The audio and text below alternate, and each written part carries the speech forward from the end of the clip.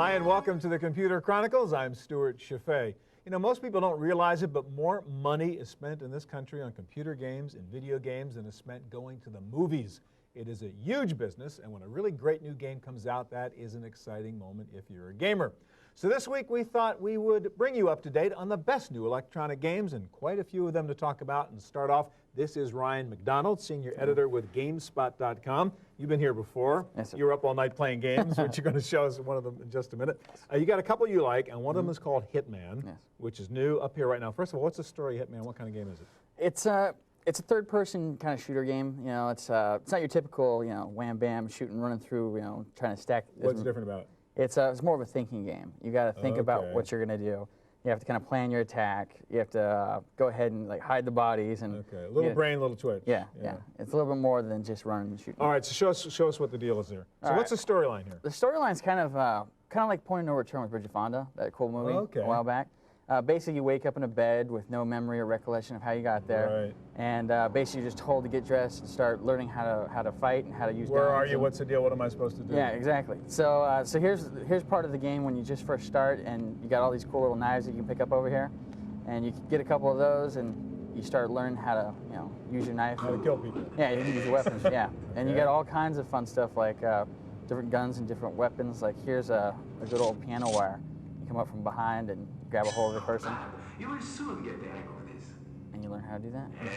So then from here, the game progresses and you get past your training, and they actually put you in the field and you start working for like the agency.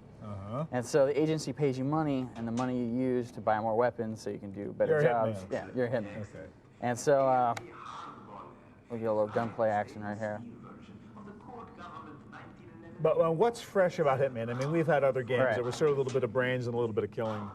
What's fresh about Hitman is its exactness, and also it's just all the different cool weapons you get to use and the gadgets. Okay. So there's it's got a lot of depth to it, a lot of different things you can do. A lot of fun toys. Okay. But a lot of people didn't like it at first. They had there was few small problems that the game had. But here's a little target practice for you.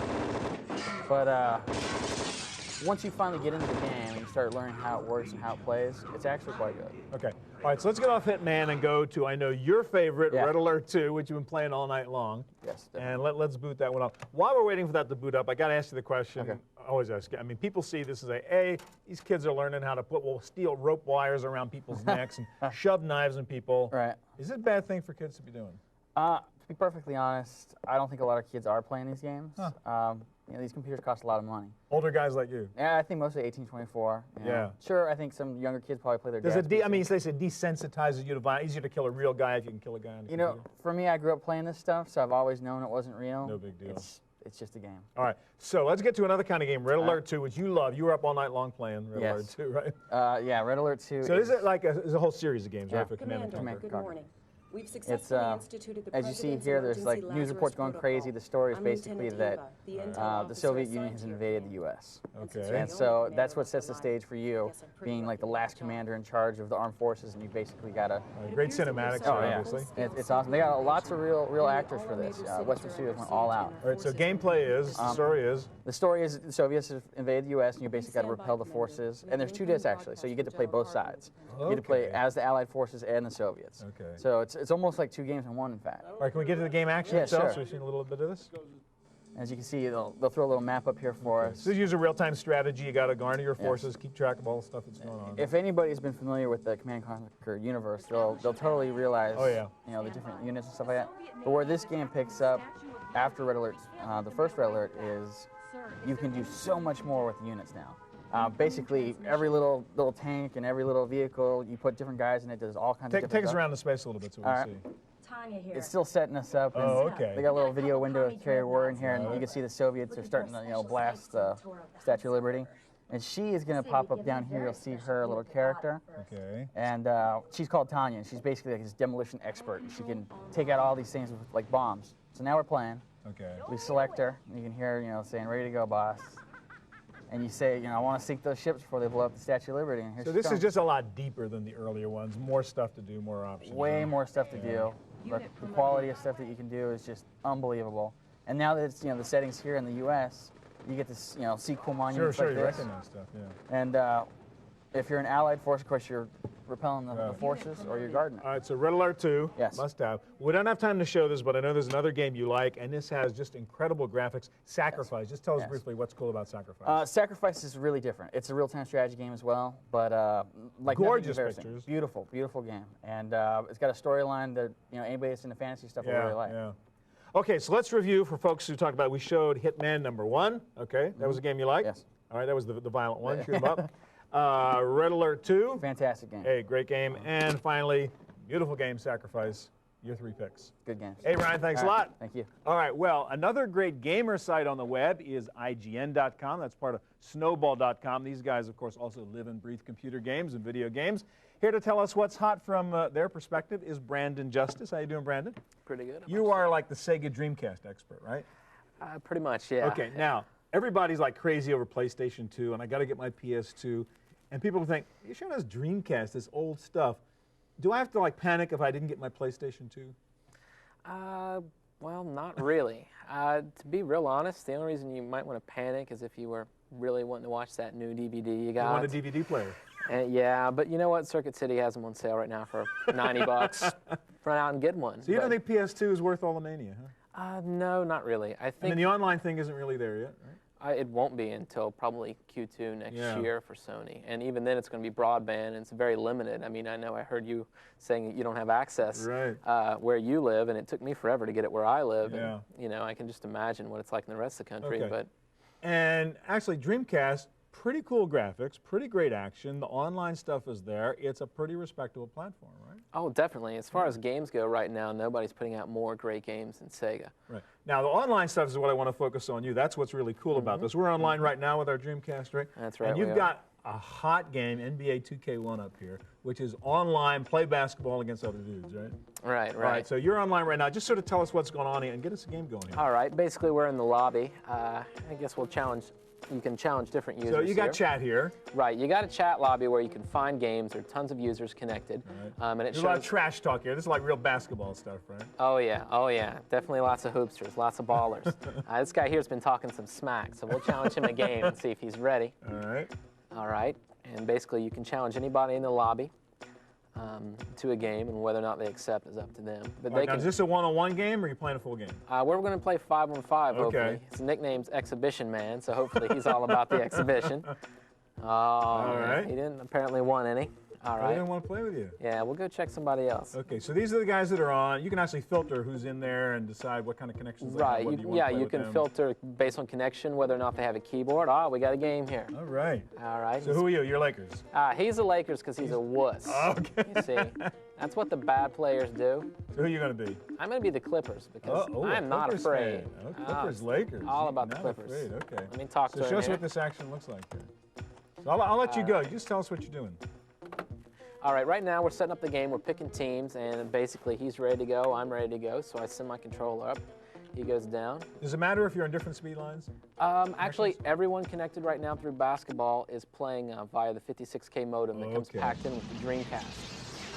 Broadband modem is actually coming out in early January for the system, and then people will be able to get So to do faster what you're connections. doing, you just need the basic Dreamcast console, Right, right? right It's got out of the phone box. jack. Okay, go. Yeah, everything you need for online gaming outside the games is Right. ready right out of the box. All you need is a phone line, and you're good to go. All right, so what's happening here? Guys are still chatting down there. Yeah, I got to talk a little trash. Tells me good luck. I say, you'll need it more than me. All right, he's got it paused. All right, tell him we got to go here. This is a TV show. He's Yeah. messing around in the middle of the night somewhere. Yeah, I know. What's the deal? All right, he's making subs here. He's got to Okay. put J.R. Ryder in the game, you know. He's a Lakers fan. I'll give him that. I'll give All him right, so that. do a little coaching here, a little managing. Yeah, you can, before the game, you can set it up, decide who you want in the game, who you want to defend. Okay. That's what he's doing right now. There we go. And you've got your game intros, which is actually pretty cool. Okay, so the play and the game control is basically as if you're the same as single player, right? Except you've got the other guy on the other side. All right, go. All right, here we go. All right, This is the tip Clippers, off. see how you can do. Old Candy's going to get killed. We like to try, though. What is he doing? He's changing the camera. Come on, just play. All right, so All right, right so now one player we are can do online that. right okay, now. so you're playing live right Yeah, now. he's trying to back me down. He's got no game, though. I'm ready for Shaq. Oh, the big fella's going to dunk on me. All right. Nothing you can do. As you can see, sometimes it's a little choppy, but overall it's pretty smooth. I was just going to ask, Magic is here. You're 56K, and this is pretty darn good action. Yeah, here. especially for sports. Yeah, all right, it's pretty smooth action. All right, we're going to take him off the. He's not ready. Oh, come on. Oh, shoot. Okay. There you go. There's a little action replay. Wow. That's Lamar Odom, second man out of Rhode Island, throwing down. As you can see, it's pretty smooth stuff. And depending on your connection, it's better. Sega has their own ISP, actually, which is they designed from the ground up. Yeah. So how responsive is the action when you're playing the game over there? It's definitely no responsive. problem. Yeah, right now it's shooting a free throw here. Suppose you want to trash talk and play at the same time. You got a problem. Well, that Need depends. a partner. Yeah, well, you can help me out here. Pick up the keyboard, lay down a little smack talk. Basically, yeah, you can do it if you're playing, but since we're trying to speed things up. We have a little bit of time left, and I want you to mention a new game which has just come out, which is really cool, which is Phantasy Star Online. Could you pop? It's just a little demo. The game's not quite out. Can we take a look at that real quick, and you get rid of these guys? Yeah, sure thing. He just said, "Hold on, real quick." Oh, there you go. Good timing. I hate it for him, but I gotta go. All right, sorry, kiddo. Yeah. So we just want to take a look at this because this is sort of another level of gameplay for kids. It's not sports, but really encourages team play and takes advantage of the online stuff. Right. This is Phantasy Star Online. It's from Sonic Team, the creators of Sonic Adventure, Samba de Amigo, Knights, a lot of Saturn, Genesis classics. Yeah. This is their newest game. It's actually going to be the first console online RPG, which is very similar to Baldur's Gate for the PC. If you played that, it'll allow for up to 4 players at once. One quick thing I want you to mention as we take a look at this, which is interesting, this is really a global game, right? You can play in any language when you're playing this game. Yeah, the way it's set up, Sonic Team has actually created sort of a universal translator where you can put together your own words and phrases. It has certain words it recognizes, like, you can put together, "I want to fight," and that's in there, and it will translate that into any language. So you're playing some guy in Germany, it'll write it in German, France, French, etc. Right, exactly. All right, we're out of time, Brandon. We got to run, so thanks a lot. All right, coming is Next Generation magazine, and here's a guy who has a great job. He gets paid to review new games for the magazine. Welcome to Jeff Lundrigan. How you doing, Jeff? I'm just fine. All right, you got a couple games I know you really like, and one of them is the new Mech Warrior, Mech Warrior Vengeance, or Mech Warrior 4. First of all, people who don't know, what's Mech Warrior about? Well, Mech Warrior is basically, it's a game about giant fighting robots, which, is a great thing to do. 22nd century warfare exactly. or whatever. They're just huge lumbering tanks. You can think of the walkers in Star Wars. Yeah. That's kind of what they're like. Only they're a lot more complicated and they have a lot more firepower. So. All right, so what's different about the new Mech Warrior compared to the earlier Mech Warrior? Well, this latest Mech Warrior is a lot more of an arcade feel to it. It's a lot easier to jump into. It's a lot easier to play. You can just kind of get in and go. Okay. Has a lot less of the resource management that the old one did. It has a lot less of the nitpicky. Are you still building your warriors, though?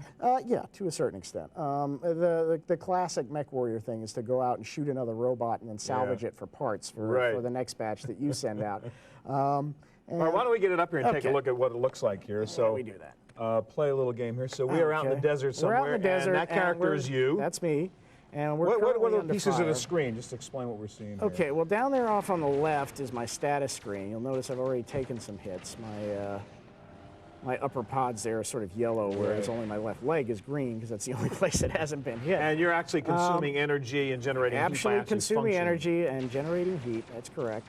And the more heat that I generate, the less well my mech will work. So you've got to kind of be careful about picking your shots and not just going all too crazy, and making sure you've got the guy in your sights before you go loading on him, because otherwise you're just going to run out of gas, basically. So, what's the strategy here other than just sort of shooting at these guys until they fall? Well, that's the one thing about this game that's sort of different from before, because what used to happen is, traditionally, what I'm doing here is you just target the guy's legs and wait until he falls over and then he's helpless. They've kind of adjusted that a lot in this version. Not quite so easy it's to not do. quite so easy to do. Battles last a lot longer. They're actually just a hair more difficult on the whole. But it's still a lot of really great, just giant robot action, and you can't really go wrong with that. But the difficulty is really not wasting your resources, not wasting your energy, not dying wasting your before you kill him. resources, being real careful that you don't blow up too much of the other guy because you want something to salvage at the end of the day. So you're going to use those pieces to build your next robots. Exactly. All right, now, before I want you to get to another game in a second, which is your other favorite one you want to show us called No One Lives Forever. But first of all, I got to ask you about this mother of all joysticks you have here that you've been playing with. What is the deal here? This is huge. Yeah, this is the Microsoft Force Feedback 2. It's their latest force feedback joystick. You can see it kind of jumping around in my hand. Every time I take a hit, it takes a bump. Right. So it's got the force feedback. What I know is you can actually rotate and twist that joystick, you can rotate the joystick left and right. You'll notice that my torso goes this way, right. As well as turning to the right, so I can then go this way. And that's a real handy thing to have. It's also got like about 12 different buttons on it, so you can pretty much program it for any game. But it seems to me like joysticks are not as hot as they were before for games. Not as hot as they used to be. I think the main reason is just that they've gotten so big. Right. I mean, look at this footprint. I've got a keyboard, I've got a mouse, I've got a monitor, and right in the middle of it all, I've got this huge joystick. All right, now before we get to the next game, I want to ask, we're talking Microsoft here, their joystick, their game. Their joystick, their game. We've been talking about the PS2, we've been talking about the Dreamcast so far on the show. Now, they're coming out with an Xbox. Yeah, they are. What's going to be special about that? Well, it's going to have a hard drive and a modem inside it from the get-go to start with. It's going to be real easy to develop for, at least according to all the developers that we've talked to. It's not exactly off-the-shelf parts, but it's parts that people are really familiar with. And so it's not going to take a whole heck of a lot of resources. So it could be hot. Could be hot. Could be very hot. All right, so let's take a look at the next game here. It's called No One Lives Forever. Right. Let's take a look at the game and tell me why you think it's so cool. Okay. Well, the coolest thing about it is that you can see it's kind of a first-person shooter, but unlike most first-person shooters, this isn't set in some crazy dystopian future. Or, this is the past, not the future. This is the past, right. In fact, this is set square in the middle of the swinging 60s. This is sort of Austin Powers-y feel. Very much so. You are an operative. You're Kate Archer. Okay. And she's the only female operative of an international super spy organization known as Unity. And as such, not only do you have to battle against these awful, super spies of the terrorist organization HARM, you've also got to battle against the sexist attitudes of all your colleagues who keep telling you, who keep telling you this is not a suitable job for a woman. And you're not Lara Croft here. No, you're not exactly Lara Croft. Now, I'm just kind of going gung-ho about this, but the fact is that this game actually, requires a lot more stealth than I'm letting on. Okay, explain what you mean by stealth here. Well, it means you have to sneak around. You can't just let... Okay. So if they see you, you'll get blasted. Right. If they see you, you will get blasted. I've actually done something very wrong at this point by letting them see me do it. But notice how... Oh, shoot. I just blew it. Okay. So a little bit of thinking here. Again, once again, it's just not here. shooting them up, but figuring out how to not be seen and not be discovered and so on. And it absolutely nails its subject matter, too. It's a really cool thing. It's based around all the silly spy movies from the 60s that you could possibly imagine. So it really is a spoof off the James Bond-y type stuff. Exactly. And it's got levels that are based around every spy movie you could think of. It's got a ski chalet. It's got an underwater spear battle. It's got an outer space So it's kind of a little fun and satire in there. Yeah, it really is. And as you're walking around, like all the guards are having conversations comparing the dental plans of the different, evil organizations that they work for. So it's very tongue-in-cheek. All right. It's No a hell One of a Lives lot Forever. of fun. Yeah. Thanks much. Thank you. All right. Well, if you've played games like Quake, you know how hard this can be on your fingers and on your brain. In fact, it ought to be an Olympic sport, I would think, because the guys who are good at these games are really kind of athletes in a way. One of the best of them is the gamer named Thresh. His real name is Dennis Fong, and this is Thresh over here. How you doing, Dennis? How you doing, Stuart? And what I was talking about Quake, and people don't know, a couple of years ago, you were considered like the best Quake player in the world, right? That's right. Actually, it all culminated into this big Quake tournament featuring a red Ferrari. Right, which you won. Which I ended up winning. You won, and you were too young to even drive it at the time, right? Not quite, but I couldn't quite. It was a stick. It was a stick, and I didn't actually know how to drive stick at the time. So you know this stuff. Now, there's a new version of Quake out now, Quake 3 or Quake Arena. First of all, what's new and better about this in the original Quake that you played? Well, Quake 3, the new one, is actually a lot more arcadey. Okay. It's software. The developers of Quake have simplified it to where it's much easier to get online to play against people. It's much easier to find opponents. It is also much easier to kill your opponent, because what they found were the really good players were just completely dominating. Blowing everybody away. Right, and so the newer players found it very difficult to get into the game and get into the flow. So this new Quake 3 is much easier to play. Primarily online? Multiplayer? It is primarily online. Okay. It's actually made for multiplayer specifically. Got it, it's a multiplayer. They do have a single-player component, but it's not as opposed to the previous versions of Quake, the earlier versions, there was a storyline and there was a kind of a story that you played through. In this version, you just play against bots. Okay, since you were the master of the original Quake, I mean, you like this one more or less? Is it more of a challenge, less of a challenge? Well, Quake has always been a classic, and it still is a classic, and it's it's kind of back at my roots. But I have to admit that Quake 3 is incredibly fun to play. All right, we have it up here, so give us an idea what Quake 3 looks like. Well, essentially, Quake 3 it's almost, I guess the easiest way to explain it would be like paintballing on the computer. Okay. Essentially you run into the game, and we have 3 bots playing against me right now. Okay. And essentially you pick up weapons and armor, and you go after each other. And whoever ends up, as you kill an opponent, you get points. Right. And at the end of a certain time limit, whoever has the most points wins. Now, keep playing here, Dennis, but I want to ask you, for people who are maybe not into this as much as you guys are, you've seen a lot of these games and they sort of all look alike. There's a gun at the front there, and there's a bunch of guys and you blast away. And some people have trouble understanding what the kick of this is. Explain what the thrill is of playing this game. Well, I mean, it's, because it's all real time. I mean, it's essentially like Cowboys and Indians all over again. You can't stop and think. Right, exactly. So it's, everything happens in real time. When your opponent moves left, so it is this real like adrenaline rush. I mean, you got to be there or be dead. Right? Oh yeah, and actually, if you're playing alone at night in the dark room, sometimes if your opponent pops around a corner, you can jump out of your chair physically. It's pretty neat. Right. But a little bit easier for the novice to maybe get into playing it. Quake 3 is definitely much easier to get into. All right, now I want to talk to you about another game. Now, about, I guess it was 2 years ago, we showed the original Half-Life when it first came out. And that was a great game, of course. And now there's a newer version of Half-Life, again, a multiplayer internet version of it. Tell us about that. Well, Counter-Strike is essentially, it was actually created by 2 guys out of a garage. Huh. And one of the really neat things about these games is that it's modifiable. And so what they did was they took the original Half-Life engine and modified it and started building on it. And actually, they didn't do any marketing for it. They started off as a very small community. And as more and more people started playing this game, it just started picking up steam. So really kind of a grassroots. So, I mean, is it really related to Half-Life or not? Well, the neat thing about Counter-Strike, as opposed to a game like Quake 3, is that it's based entirely on realism. Meaning, in Quake 3, there are things that you can do. You're playing predominantly with a rocket launcher or a lightning gun, and you can actually rocket jump and jump like 500 feet. But Half-Life is like life. Exactly. Yeah. So in Counter-Strike, it's actually it's kind of like the Navy SEALs or SWAT team versus terrorists. Right. Give us a quick look at it now. Right. This is Counter-Strike, and once again, this is a modification to Half-Life, the original game. Okay. And so the really neat thing about this modification is that you can download it for free over the internet. Okay. If you have the original Half-Life. Exactly. Right, that's cool. So yeah, this isn't meant to be internet multiplayer. We're not really online right now because we didn't have time to do it. But you're just going to show us the terrain here. I guess. Exactly. Well, as I said before, Counter-Strike is based on real life, and this particular level that we're playing is based on Las Vegas. Okay. And so as you can see, the MGM Grand type stuff. Right. And essentially, so what's the realism in here? I mean, what do you have to do? Well, in Counter-Strike, the differences are that first of all, for example, the weapons. If you hold down the weapons and fire, they're not always going to hit the same place. Just like in real life, there's recoil. It moves around. Okay. Exactly. Number 2, if you hit certain parts of the body, it does more damage. So if you hit the head, he's going to die instantly. Got it. So there's a lot of those real life elements. Here you see a vending machine that you can't really buy anything, but.